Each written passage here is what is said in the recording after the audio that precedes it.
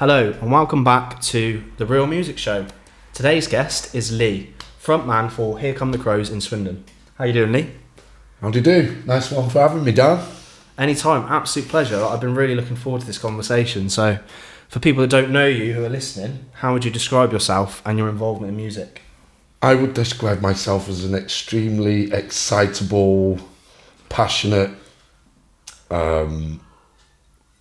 creative.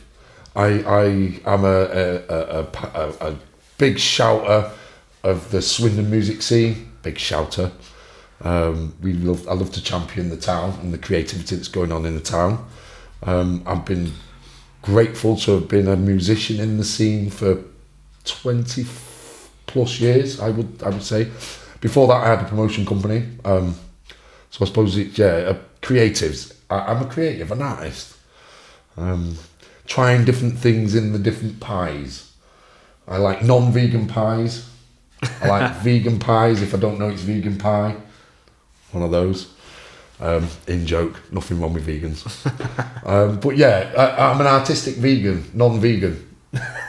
So, love it. I mean, I've known you in and out the scene for a while. I think recently we've worked together on a few different things with some of our projects. You've been to a couple of our parties and things, so you've seen me from, I suppose, a particular perspective. Some of your bandmates have known me for a lot longer. Music is my life. Performing, getting people together, making music for me is it's without sounding kind of to parrot such a phrase, but you know, life is music, music is life, and it seems to just go hand in hand in everything I do, and I hope it continues to do so. And where did that passion for music start for you? Like, what was your first memory, I guess, of when you were like, right, this is what I want to do? Oh, right. That's a tough one. I think there's we could argue a couple of points in my life, and there's one maybe when I was about 7 or 8. My mum could probably correct me on it. But I went and spoke to there was a drama teacher called Mrs. Murphy. And she used to take assemblies at the school every Monday morning, or every other Monday morning. And there'd be something interesting, it'd be musical, some piano or something, or be some performing arts, some drama, a little act or something would be on. And I went and knocked on the school teacher's door, Mrs. Murphy, and I said, look, and I got these 2 girls, Sam Bates, and I'm afraid I can't remember the name. I think it was Anita Gafford, these 2 girls, to do my backing dancing to Billie Jean. Wow. Right? Michael Jackson, just not long come out, I think. It might have been a bit earlier. I think that was the song. But anyway, I've convinced the teacher to do this whole Monday morning assembly, and I weren't singing it. I was dancing, break dancing, popping, and I got these girls to do all this backing routine. And I think I was about 7, 8 years old, something like that. So, and she agreed to it. So we set up like a little, I don't know if you remember the wooden benches in the gym with the little floppy bits at the end, and you'd hook them up to do the cross circuits and so on. So we set up like this little stage that was, well, it was a pit, I suppose, but it was a square thing of these benches to create a little dance zone. And these girls were doing all these things and popping and I don't know. I mean, my mum was responsible as these 7, we were 70s kids, me and my 2 brothers, and it was one of those, every weekend was an excuse for a party. Everybody coming back to the house, and it's 8, 9, 10, 11 o'clock, and they're waking us kids up. We've got babysitters getting involved, and next thing there's a party on, and we're being wheeled downstairs to dance to some, Stevie Wonder Superstition or something, But my mum's cute. She was convinced that I could dance like Fred Astaire, She actually sent me to dance school when I was 5. Proper dance school with the whole headband down, with the leggings. Hard to imagine that now. Fame. Yeah. Actually, it was literally, and I'm not hyperbolizing. I walked into the first session thinking, what's this? And there was a whole great big mirror with the pole, and they're all holding onto it, but they're all dancing to Saturday Night Fever. They're all doing all this, and I've got the leggings on, and I went for a few months, and I've got really good at, Saturday Night Fever. I don't know, there was something in me that I just love that human interaction. Dancing, I think if I weren't so lanky and a little bit flailing, I probably could have been a dancer. I probably could have been a really good ballet dancer, but I couldn't get on my toes. And I wouldn't look good in tights. But dance is the next thing, isn't it? You know, next to sort of performing in terms of in front of people, I think, you know, dancing is one of the most exhilarating on a personal level. You know, when you're performing in a band, I mean, you're dancing on a drum kit. Exactly, it's feeling the music just for a different tool almost. Yeah, you're still, really even though you're making music. A noise with it, pretty good one, but you're making a noise, but you're actually dancing and you're performing in front of everybody, some performing another way. And I just find that's the most soul-feeding, nurturing, an honest thing to do. I think, you know, it's kind of getting naked. It's about a bit like getting naked, the performance in front of people, especially, I mean, I write songs. I like to write songs about a lot of things that personally I've been through or my personal view of the world. So yeah, it kind of grew from, I suppose I had a yearning to get in front of people and do something, dance, sing, you know. I mean, I love painting, sculpting, you know, actual creating using my hands. I'm a painter and decorator for a living, and I consider it a craft. And I think it's like anything. You know, I've spent my life, best part of my life, doing it, and I can imagine me doing the same. And it's run parallel with my music. It's enabled me to feed myself and bring up my young son with me as well. And so that's given me a platform. The music has substituted I mean, I love doing my job as a painter, but it substitutes a lot of the big passion. I still sing at work every day. I can imagine that, actually. No, I do. Why wouldn't you? You know. Absolutely. So from that point, right? Like, when did you first form a band and make that first step, and then maybe talk through your timeline from there? Wow. Yeah. I mean, the first band, it came about. I was having a drink with one of Swindon's absolute legends, Robert Roswell, one of the most gigging. He goes and watches more gigs than I think there are days in the year. I don't know how he does it, but he's a wonderfully passionate Swindon little legend, Rob Roswell. And was in the Wollaston, where we're playing tonight, December the 23rd, if this is live today. But yeah, we were sat in the Wollaston having a Friday afternoon drink or something, and there was another Swindon, I'd call it a legend as well, Sean Boswell.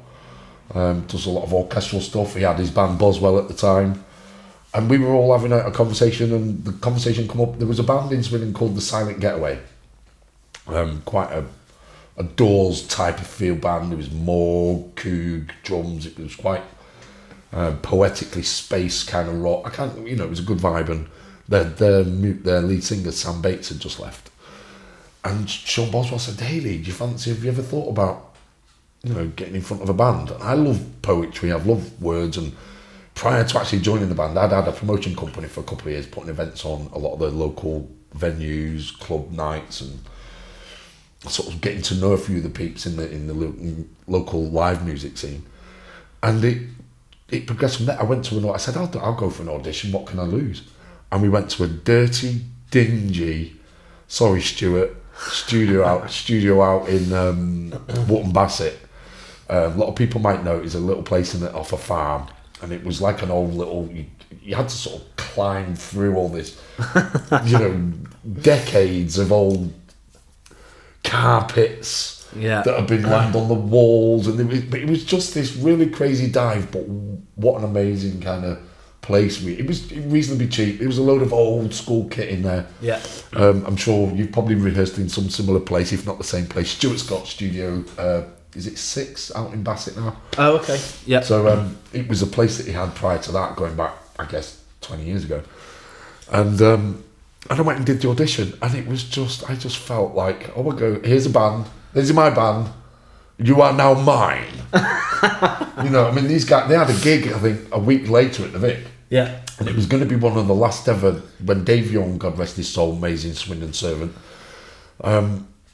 he was changing the layout. So when you used to go in the bottom of the Vic, the stage used to be running alongside on the right hand side, and the bar is where it is currently on the left. And so it was very narrow and wide. Now it's been moved to it's at the very far end, and you know, the DJ booth, the sound booth is where the actual stage used to be. I didn't know that. So we did the last ever live performance before they shut that back room out and then refurbished it all. And it was rammed. My first ever performance with a band live anywhere. I think we penciled what I would say we'd written 3 songs in the week coming up to the gig where we'd done the audition. I just threw a load of vocals into a load of their songs which they had. And I said, guys, don't worry about it. For the rest of the hour, I'll make stuff up. I said I'll make shit up. And I'll make loads of good, cool shit up. Just don't mind me, I'll follow you. You know? The guys kind of were starting to get on my level a little bit. I think they were still reticent, as like most people would, until you spent a bit more time with me. And we went and played at the Vic, and it was epic. And it absolutely just tattooed me with, this is what I want to do. This is where I'm comfortable. The band didn't last much longer than a few months after that. They'd been together a wee while, but we were starting to make some noises. I was sort of a much bigger, louder kind of frontman, I guess. No disrespect to previous runners. But, you know, that's what I bring, massive amount of energy, and I bring that to the band. And I think there was a few conflicts of interest. One of the bassists played with Sean Boswell band. They were getting a lot of good gigs. He was putting a lot of hard work in, and I think it would have proved difficult for him to commit to both bands. So we ended up with this engineered argument, which I saw through, and I nearly blew my top at this, you know, I'm from Manchester, not Dorchester kind of approach. But it was quite funny in the end. You know, it's all love and war, isn't it? You know, the band folded. I wanted to absolutely murder everybody because I was like, what am I going to do now? I'm going to have to go and pick a guitar up, and I'd never played one. Yeah. So I thought, I need to learn. That was the crucial kind of fulcrum, the embryonic moment where I actually then realised I needed to get a guitar. I needed to learn the actual art form of songwriting in terms of not just sitting there and loving words and writing. I then had a couple of months of just looking around. And I had a house at the time, Tennyson Street, where we all used to get together to do music. It was called the Church of Music. Tennyson Street, quite renowned. It became it was a very notorious music home with some people might not have liked it as much as others, to the neighbours. But we had one set of neighbours on one side, they were in a band called the Black Squirrel, Swindon band, great bunch of lads. Yeah. They were all in that house, and next to us was the alleyway. And the number of times we had the guys in the band next door knocking on saying, guys, because we've been rehearsing, guys, can you tone it down because we're trying to rehearse next door. They're trying to rehearse. That's hilarious. That's not your normal noise complaint, is it? You know what I mean? Can you tone down because we want to rehearse, we can't hear ourselves rehearsing. So that's funny. It was a brilliant house. And I formed, I spent a few months writing my own songs, like learning how to play guitar. I mean, I'm not, you know, by no stretch a musician in that respect. I love trying to write on the guitar. It's been 25 years I've been playing now. But self-taught, and I wrote a bunch of songs, and then I had a bunch of guys just coming round from parties and so on, and they listened to me playing a few of my ideas. I'm like, oh, I've got a guy, I know a guy, and then I know a guy, and then I got involved with it. There's a chap called Matt Keeble, bassist, and another sort of chap who's graced the Swindon music scene over the years in various guises, and we formed the Knott band bearing my name. I was writing the songs. I thought, you know, we sort of spent nearly 5 years gigging, playing festivals, becoming quite a well-respected band. We swapped over a few musicians, ended up with a local legend, Matt Hobbs on drums, Tim Hawkins on guitar, Matt Keeble on bass, and me. It was a force to be reckoned with. We started to pull up trees. We got to the final of Live and Unsigned. I couldn't remember the date, but some really good. We got involved in some interesting projects and, you know, competitions and just things to keep the momentum and the blood boiling. And then I formed a band out of the ashes of the Knott. I formed a fantastic little outfit called Coach, REALMUSIC. that was Indian tabla with Harky Popley on the tabla. Amy Hedges, or Amy Fry, and she's now married to Tony, with a wonderful family. She's playing clarinet and saxophone. We had initially Tim Hawkins on guitar, and we had a guy called Uzzle on bass. Great name. Didn't stick around long. I think he went into college or university. Right.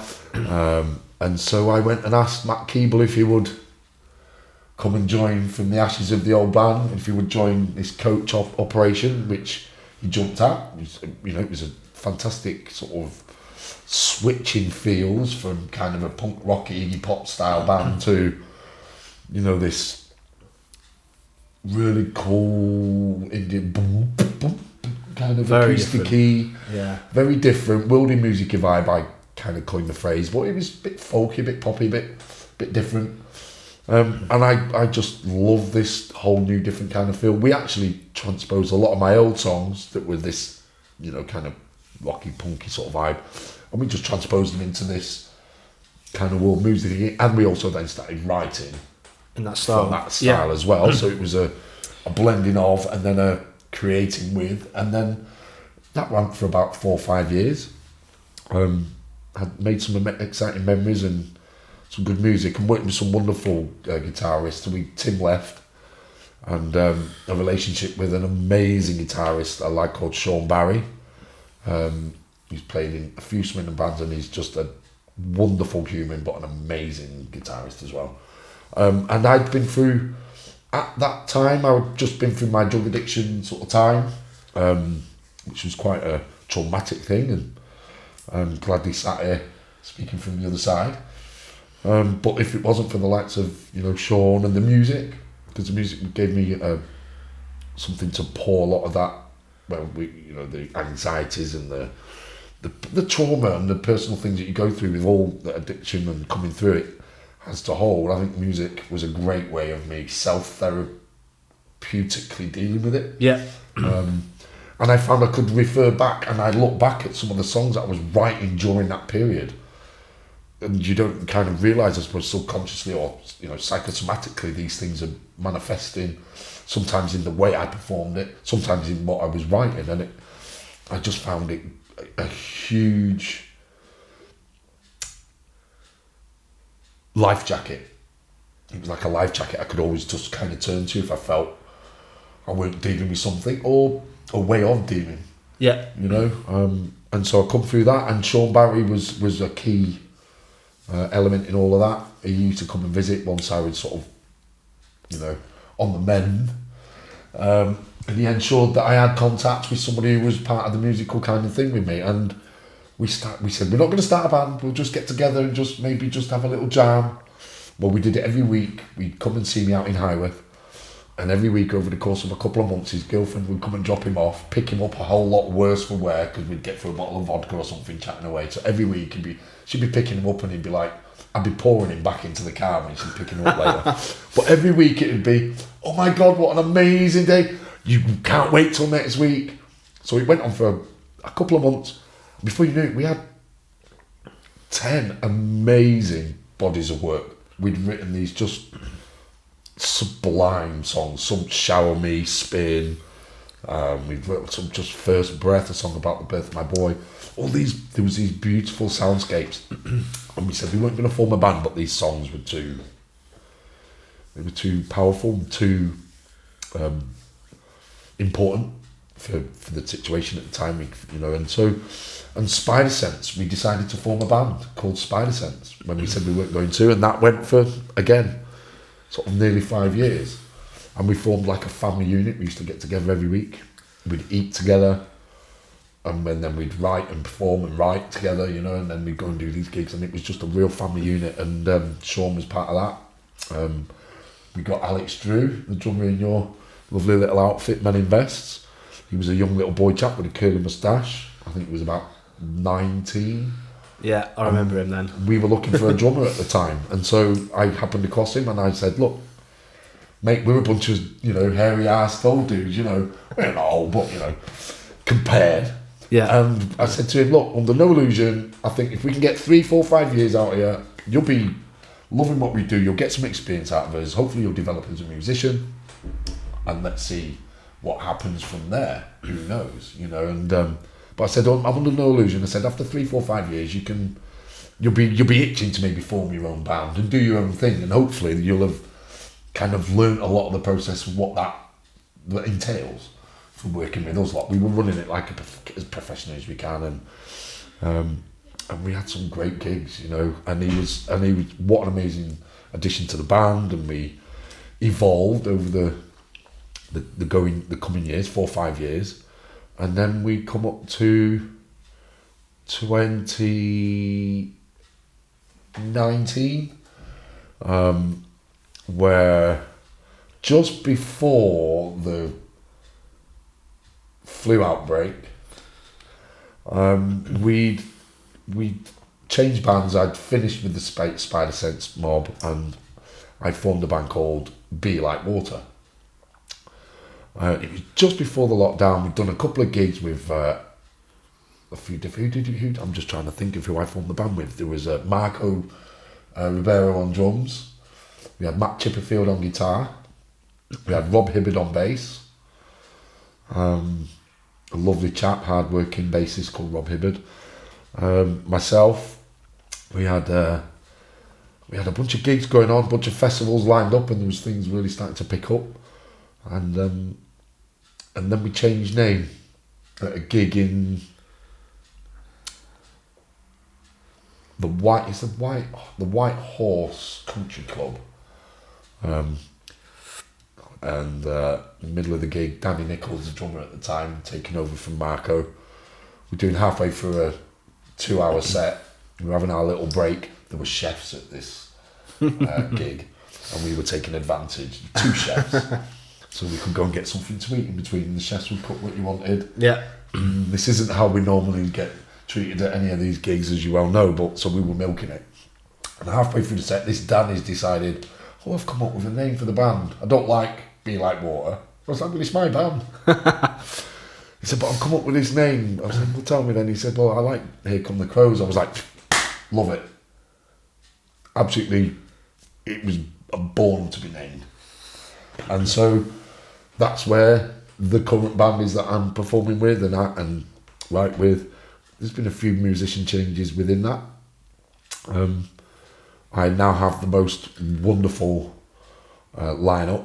We've got Paul Mortimer Jones on guitar, and we have Gav La, or Lloyds, on drums, Super Gav, and we have our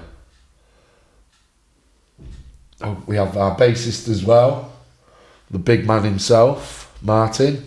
I was looking, I thought someone was knocking on the door, and we're not in.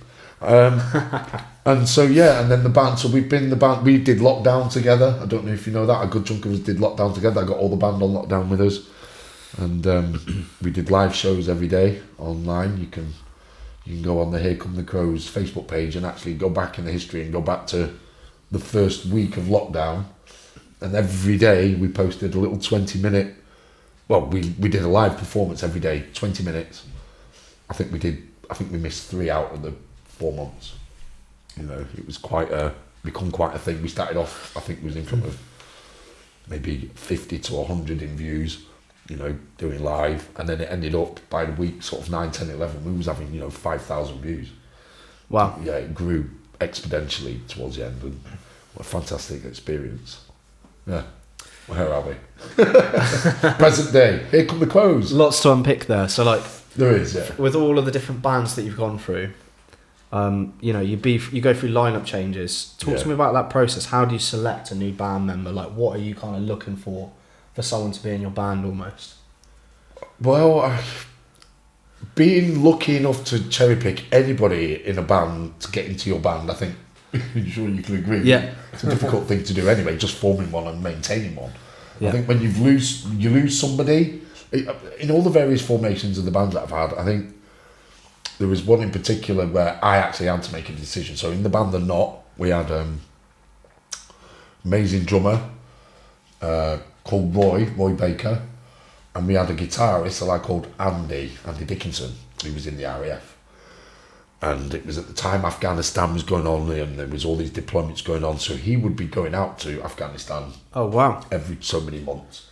So we would be able to book gigs, and we'd be booking gigs, and then it'd come to say the summer months, and I'd be really reticent to book these gigs because I don't like to cancel gigs. Nobody likes to cancel gigs. You get a bad reputation. So yeah, there was a happening one time in a burger restaurant that I bumped into a friend of mine, and I said, "Oh, how's things going?" He said, "Oh, are you still doing a band?" I said, "Yeah." And I knew he was a fantastic guitarist. I said, "I'd love to work with you." He said, "Well, I'm looking for something to do now." And it just dawned on me. I thought, if I could get this guy, Tim Hawkins at the time, if I could get him in to replace Andy. I don't want to replace Andy, but I can't keep cancelling these gigs. Well, Tim turned around and said, "Well, I'll join your band, but only if Matt Hobbs will be the drummer. I want to work with Matt Hobbs." Right, interesting dilemma. So he put that on me. Yeah. So it was the serendipity of it, I believe is the right word. I think a week prior, I'd been gigging at the Vic, or I'd been to see a gig at the Vic, and Matt Hobbs had been playing. Right. And as he's come off stage, he's walked off. I think he was going to the toilet, and I've collared him, and I've said, "You're going to be in my band. I'm going to have you in my, and you're going to be my drummer." Yeah. And he sort of laughed. I phoned him up, obviously, when Tim had said to me, "Look, if I'll join the band if Matt Hobbs would be interested in being the drummer." So I obviously said, "Well, I'll get right on his bloody case." So I straight to Matt, and he was like, "Yeah, so he came and got involved." I had to then go and speak to the Roy Baker and Andy, the current drummer and guitarist in the Knott, and explain that obviously the reason for me getting rid of the guitarist, or relieving him of his duties, not like getting rid, but it was for the betterment and being able to continue doing what we do. I had to explain to him, well, he didn't like it, but he understood it. He respected the fact it was my band and the reasons behind it. The drummer, Roy Baker, was a slightly different matter. Like, he was a great drummer. He'd flown back from holidays to come and do gigs, where two men and his dog ended up turning up. Yeah, that's tricky. His commitment was fabulous. Yeah. But he was in his mid-60s. Right. So even to this day, it's one of these things. I've bumped into him, since that, and Waters Under the Bridge is a lovely guy. But I had that audacity at the time. I think I was a bit overfull of myself, to be honest. And I was like, look, it's for the image of the band. Matt Hobbs was my age as well. Yeah, yeah. So it just meant a bit more sense. We got these four guys now that were all the same generation, all off the same hymn sheet. And it was suddenly like a super group. I mean, it was one of the worst decisions I've had to make.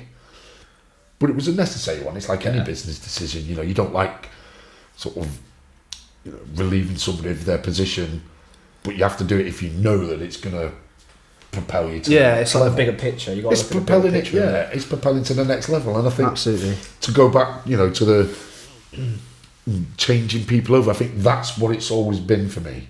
I've been really, really blessed with being able to work with some of the finest Swindon musicians have to offer. There's a wonderful chap called James Eddings, God rest his soul, was a part of the Swindon scene. He's an American chap, American musician. A lot of people in Swindon got to experience his piano playing prowess. He was just a phenomenon. And I worked alongside him, and his passion for it was just crazy. And he used to say, you just have to constantly try. You won't get better unless you play with better musicians. And then you have this greed. It's like an addiction. That addiction to, oh my gosh, the best. So you get a great drummer, everything else, the great bassist and the great guitarist all want to go and play when you've got that great drummer. A great drummer, someone who's reliable, someone who's obviously can keep time, but someone who brings that personality. They're few and far between. You guys are few and far between. And so, everything hangs off you guys. And so the better the drummer, the better everything else coming around you. And I think that has always been any reason for anybody that I have to not remove from the band, but to make any of the bands evolve has always been the process of, well, it's because it's going to be for the betterment of the band. It's going to improve the musicality. It's going to improve the technical ability, depending on, you know, the musician that's having to be sort of, you know, manoeuvred in. It's, for want of a better term, you know, it's always been about surviving as a performer. So sometimes it's get somebody in because it's just somebody available, and sometimes it's a marriage made in heaven. Sometimes it's a lily pad where you jump. I suppose that's slightly, maybe not narcissistic, I suppose, but it's just ensuring that your body of work and you know, the commitments to where you've got gigs booked. I mean, sometimes that overrules most things. You know, nobody likes to cancel anything, so you prostitute yourself accordingly. Do you know what I mean? You I can't do that gig. Well, why not? Well, you know, we have to manoeuvre it around, and sometimes, yeah, changing the musicians is the way to get to the next level. I think that's my take on it. Makes perfect sense. And then, like, I guess in all the lineups you've had, bands you've been in, what have been like the biggest mistakes and also the lessons that you've learned? The biggest mistake within those experiences? Wow. Oh, we can always give our time to people that don't respect the time you give them, so there can be, you know, disrespect from various quarters of a band that you might form, which I have had. You know, I mean, there was one story where with the band Spider Sense, I won't name names, but it's a funny story. My guitarist at the band at the time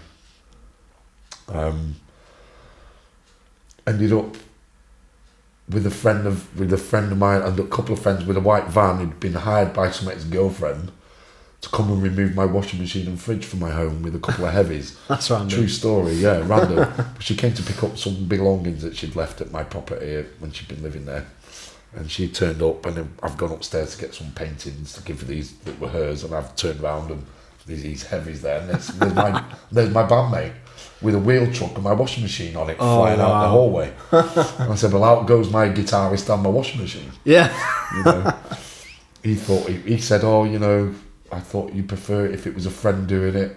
I was like, no, I would have preferred it if you'd have told me that these heavies were coming to take things that weren't theirs, you know. But it was one of these funny. So there's an example of giving your time to people that don't quite respect what you're giving to them. I mean, you got a washing machine out of it as well, and a fridge. And what was the other? Did you say the lessons that you've learned? The lessons. Well? Yeah. Oh my gosh! Just don't ever stop sharing the. I mean, you know, I go back to my good friend Jim, rest his soul. You know, he was always just say, Lee, you could be such a solo performance kind of thing if you put your mind to it. And I kind of, I get that. You know, maybe holding a guitar and holding court with people, but I can do that to a degree. But I know my limitations. Yeah. I'm quite heavy-handed. I'm never going to get to the standard of any of the musicians that I've been graced with playing with over the years. So to me, it's like I'm always a bit substandard. So I was never comfortable with being as the solo performer. But he was like trying to get me down that road. But I just love getting a bunch of guys together, musicians, creatives, and think of just coming up with a body of work on your own. It's a challenge. Coming up with a body of work with two people is twice a challenge, but twice as thrilling. There's twice the number of problems with that because you got another person's opinion that might not be the same as yours, but through being around so many creatives, you just start working out how you all benefit from each other's skill sets, positives, strengths. And I think that is why, you know, there's movements. I grew up in the Manchester scene as a teenager, so I was going up to Manchester and I was seeing, you know, how these kind of scenes fed each other's sort of fuel. And it is because they worked with each other. They shared each other's kind of success in a way, because if it's just one band that makes it, or one musician that makes it, it doesn't do anything for your local thing. You're like a man thrown out to the wolves on your own.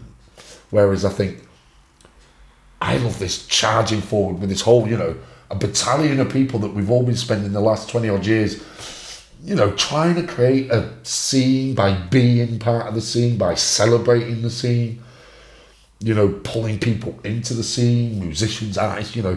And I think trying to do it on your own, if you're an impresario and you're blessed with fragrant amounts of skill, then more power to you,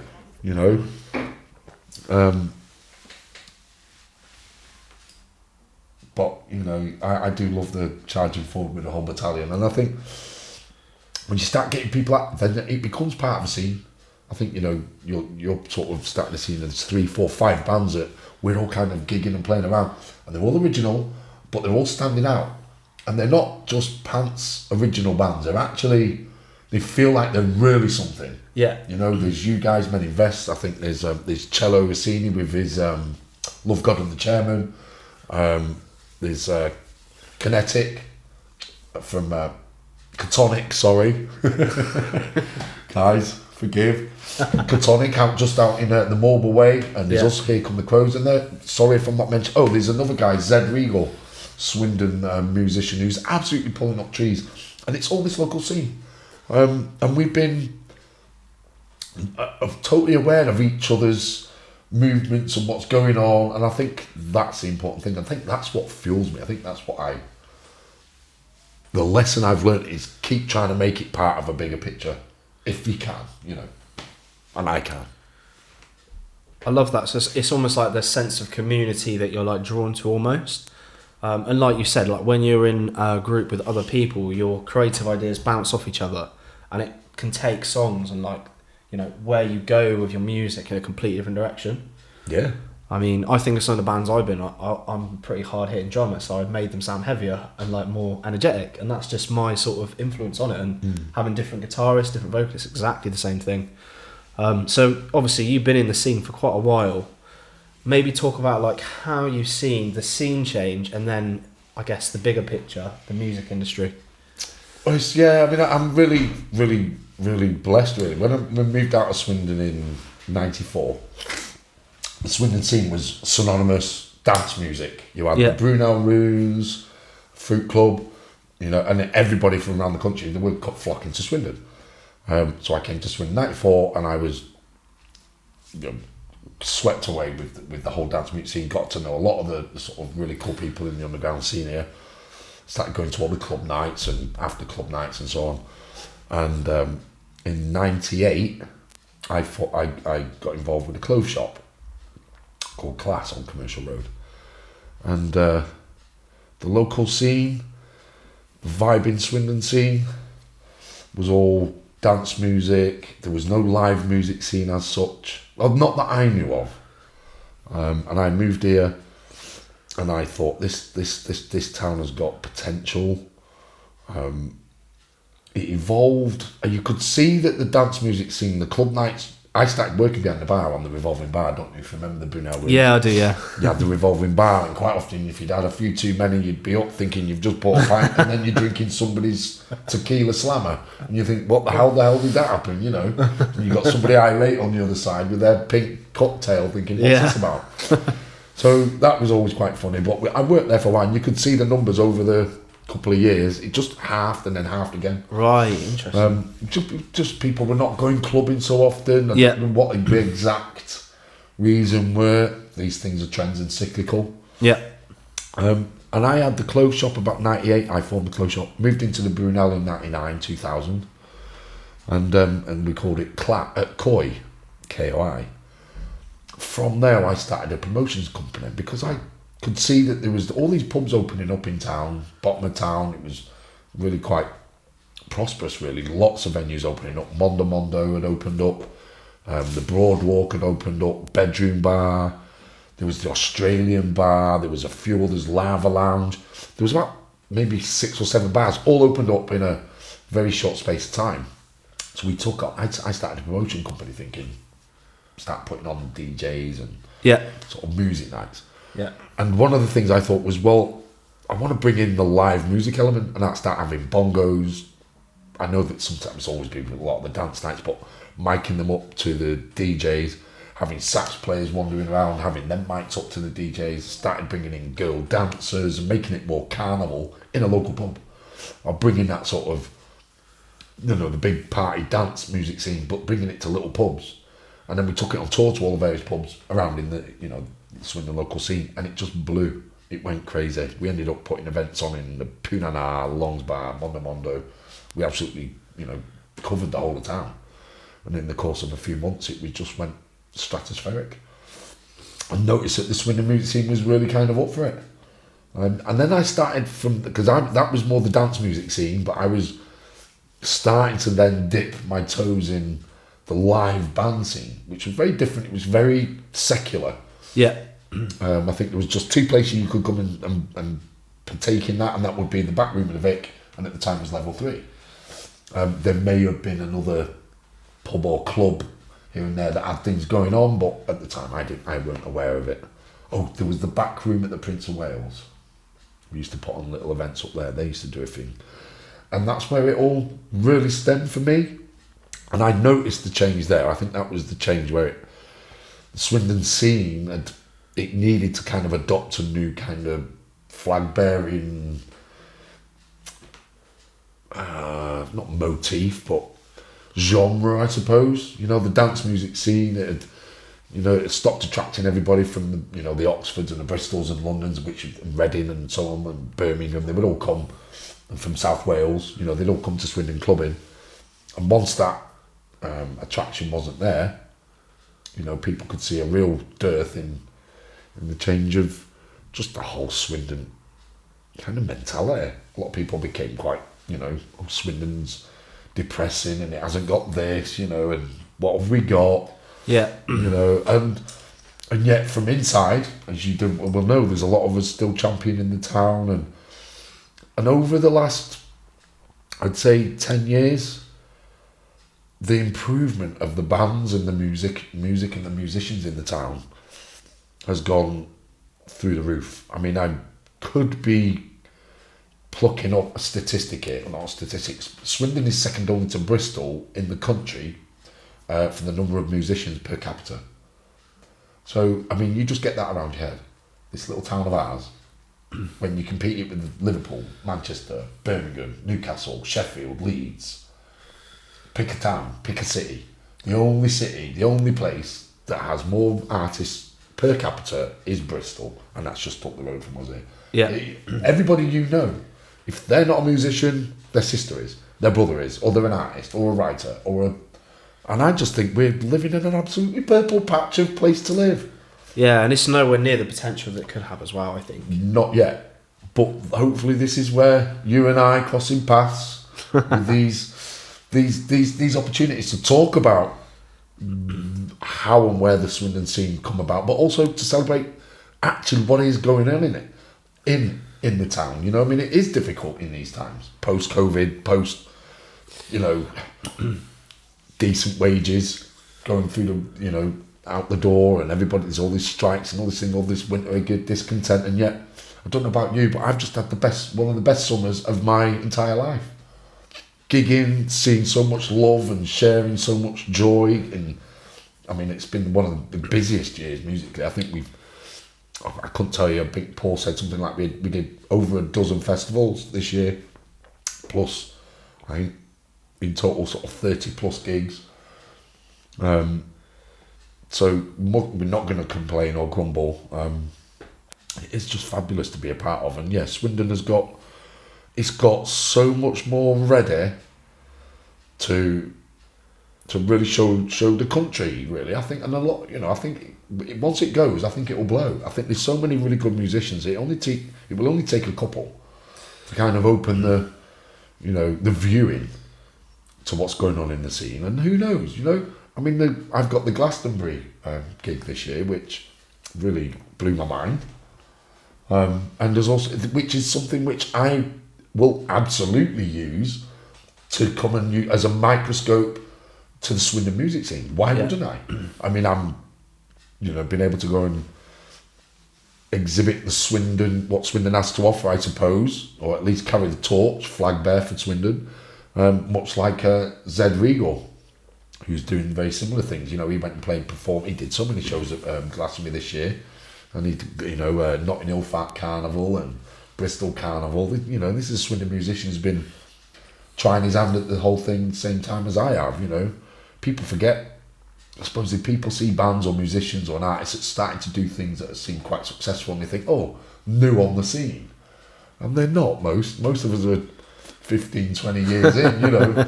just about to enjoy a free lager, you know, and suddenly you start getting at the right table, and people don't realise it's, you know, 15, 20 years of just dedicating your life to trying to sit at the same table as them, you know. I think that's a really valid point, because like when you start out an instrument to the point where you're playing in bands and you've been in a scene for a while, it's a long time, and you're dedicating yourself to that craft, you know. So I think people forget that. They just see you on stage and like, oh, this new band, they formed them up a year ago or a month ago, whatever. But actually, there's so much else going on behind it.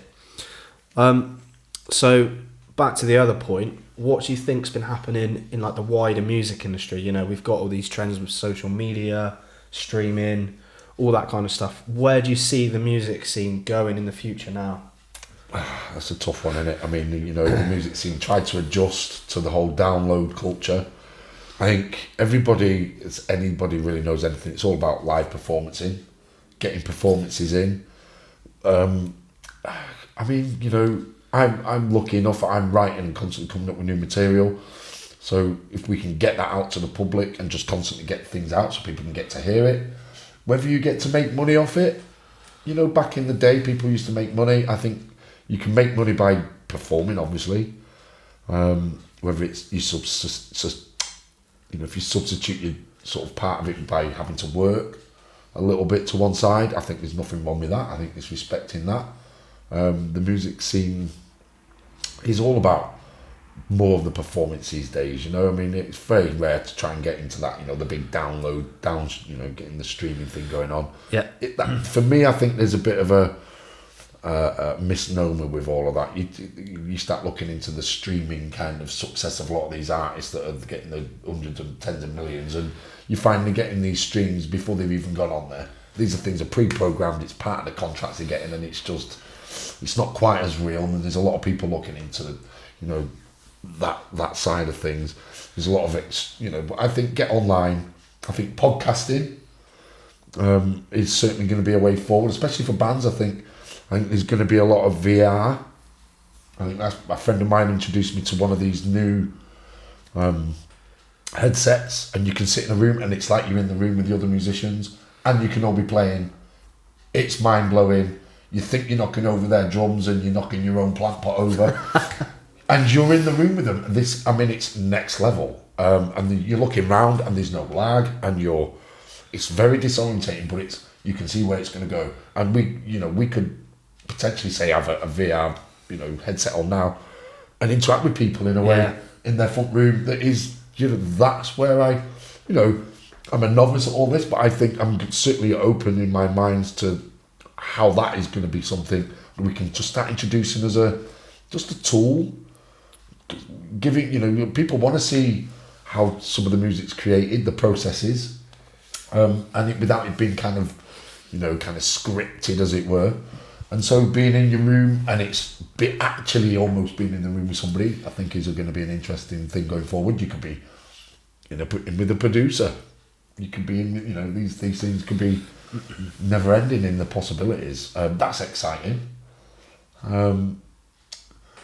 It's really difficult. The ability to be able to record these days has never been easier. But then it's trying to be different and stand out and be unique. Which is hard when there's so much music out there now. Exactly right. So to stand out, I suppose you've either got to be extra extrovert or have something extra cool to say or find an extra cool way of saying it. I think those rules have never changed.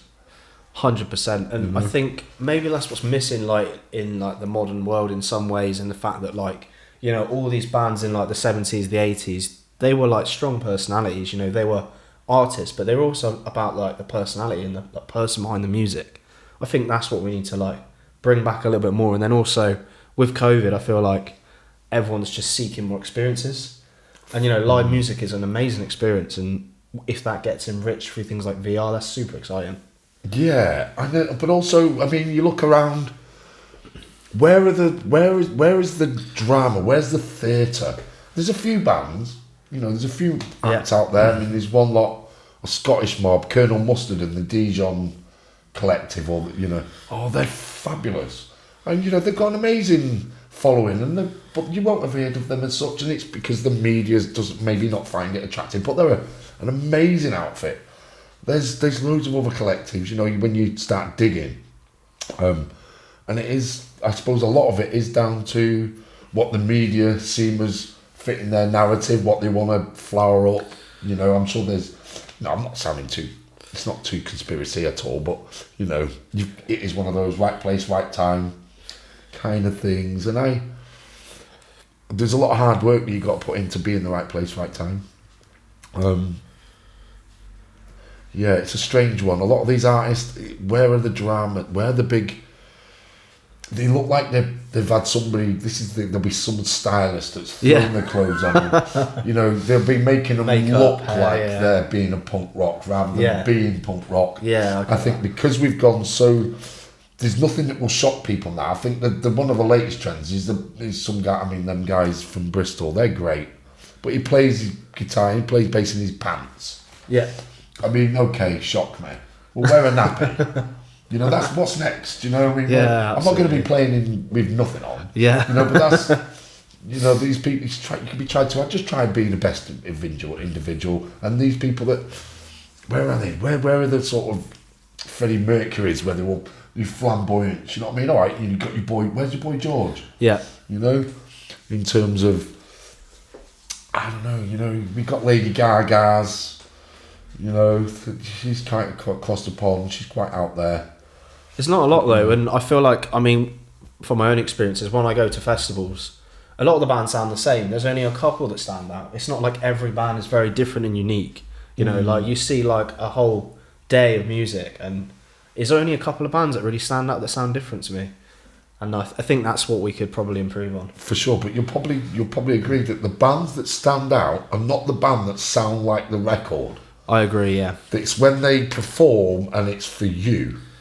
So the band leaves something on that stage. Do you know what I mean? They leave something on there, and for everybody to get something of that. So, I mean, I've been to see the likes of Oasis, and it was one of the worst performances I've ever seen in a band. Not because they weren't good at what they were doing. It was just too clinical. Yeah. You know, I mean, I'd been to see Foo Fighters on the same bill, Red Hot Chili Peppers on the same bill, an Oasis headline. It was dearth. Because Liam Gallagher wasn't connecting with anyone. His hands are on the back. He's got contempt for his fans. Yeah. What part of that is electric? What part of that is... The people are so sucked in, they love the songs. But the love for the person, I don't get it. You know, I'm not anti-Oasis as such. Really love the songs, sung all the songs like we all do, and they're great songs. But for me, it's about the contempt for the fans almost. There was no connectivity. Yet you watch the Foo Fighters and the Red Hot Chili Peppers, and you couldn't get a more contrasting, absolutely, you know, synergy between, you know, the David Grohl and people right at the back. You all get you're there with him. Yeah, that for me is, you know, the fulcrum of where I'm at. Whether I come up to any of these people's standards at any point in my given life, right? You got to at least try. You know, have a message, but do it in a way that you're trying to be impassioned with people, and that couldn't take people with contempt. Yeah, and I think it's like an important point in the world we're in today. Like that sort of connectivity and community is like never been more important. And I agree. I like to see a band and they sound different every time. Like, you know what I mean? They play the songs differently. They improvise a little bit. They put the energy in. It's a performance then, right? Like, you want to go to a gig and see a performance and get a show. You know, you're paying for your ticket. You want a show. Yeah, I mean, why would you go to see the same band twice, say? Yeah, and they just play it like the record every time, and it's like polished. It's not my sort of thing. And it'll be because you get something given from them each time, and it's given from them a little bit themselves. I insist on it on my band. They know we leave nothing to chance, and I've performed in front of sort of 10, 15 people as though I'm in front of 1,000 people. No different. And that sits with people, even when with those dozen that you do it in front of, they're like, it really leaves a mark, and so that's just as important, if not more important. It shows the integrity of what we're writing about and the reality. It's not just we're not writing songs about how we don't like something that's happening in society, and you're being all in power, and really you come across in a feeble way, and you're not really meaning it. And that's, I think, there's not many bands out there, like you say. I think the with the council culture that's gone on, I think there's quite a lot of mediocrity out there. I think with a lot of the pop-up X Factor type bands, no disrespect, there's some great musicians coming in and out of them lot, Ollie Mears and the like, songwriters, and but in general, I think what that does is it and it's a natural thing, it's going to dilute the pool, and makes it more difficult for the original meat-eating fish to come in and sort of feed properly, and so you got to be that bit bigger and monster of a fish to swim in that pond, I guess. Thanks, Simon Cowell. I don't know if you saw his latest photos on his Botox, but I was like, wow, he's had too much done. Well, he pulls his belt and his eyebrows pop up like that, I have no doubt. Anyway, I've really enjoyed the conversation today. It's been great chatting. I've got a couple more, and then we'll sort of call it. So, fab. You've had great experiences so far. What's in store for the future? And is there anything else you'd like to leave us with today? Wow. So, obviously, we touched on earlier about the Glastonbury experience that happened this year, which came out the blue. Seems to have really taken over everything, but it's certainly been a propulsion in a manner which we just hadn't taken account of. And I'm invited back, the musicians and the sort of people that have suddenly become a part of a big movement in the Mandala stage there, in the green fields, future fields, and Amy and Ben and the people and Gina Akers, these people are all been handing, getting me involved in this, which is going to be exciting. I mean, I'm now going to be fronting and presenting. I say fronting, but presenting the Mandala stage shows from now and moving forward with the stage. Performing with the Nick Turner band, which he formed and sort of performed with at the Glastonbury festivals over the years before he sadly passed this year. There is a chap that I'm having some conversations with recently, a lad called Richard Lanchester, which I'm sure you'll be doing an interview with that chap. One of the most interesting chaps I've ever had the pleasure of having time spent with and performing with. What an amazing chap. And I'll leave you to be able to have a talk about that when you do your research about him. But these guys are all part of a band that used to be Hawkwind, and then these same musicians, Bruce Welch, Richard Lanchester, and a few of the others, they formed Space Falcons, they're coming to Swindon on the 13th of January, which you're actually coming to play with your boys on, which is really cool.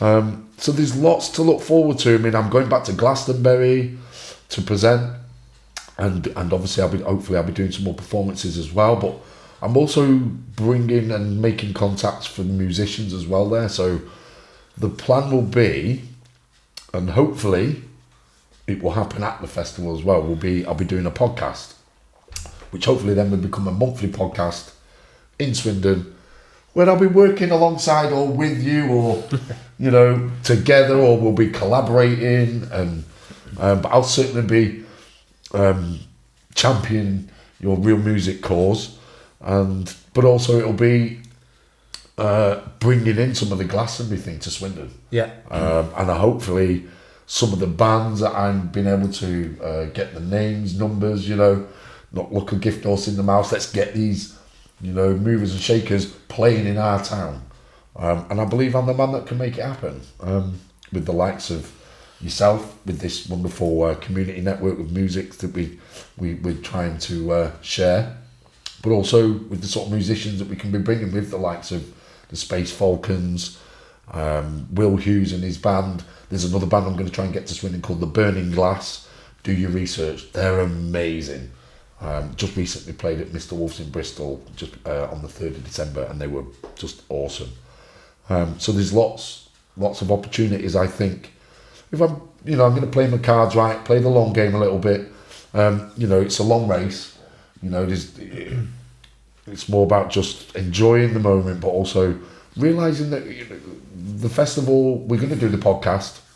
I'm going to potentially hopefully there'll be a potential interview with Michael Eavis. That'll be an interesting conversation to be had. A few other people that will be interesting to have a conversation with, to the least.